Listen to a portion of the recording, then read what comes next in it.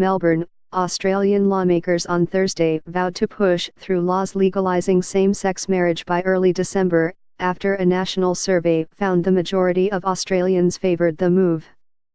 Both Prime Minister Malcolm Turnbull's Liberal National Coalition government and the main opposition Labour Party said they were aiming to pass the law through Parliament by December 7. That timeline was even earlier than the Christmas deadline named by Turnbull on Wednesday after the country's statistics agency reported that 61.6% of voters surveyed favoured marriage equality, with 38.4% against.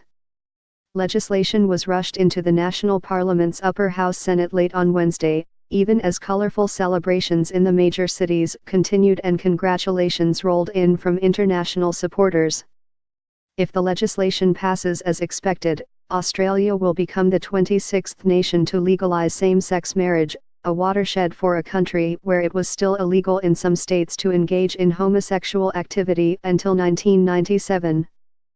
The legislation faces some opposition from conservative lawmakers in the coalition, who have pledged to introduce amendments to protect religious freedom that would allow discrimination against same-sex couples.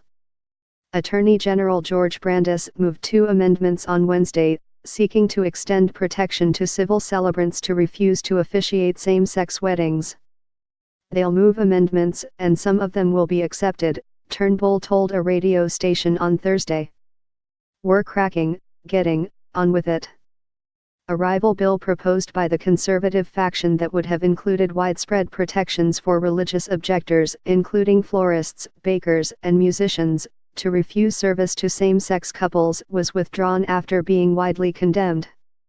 Full debate on the bill, which was introduced by Senator Dean Smith, a member of the coalition and the country's first openly gay lawmaker, is scheduled to begin on November 27. Almost 80% of the country's eligible voters took part in the voluntary public survey, a higher voter turnout than Britain's Brexit vote and Ireland's same-sex marriage referendum.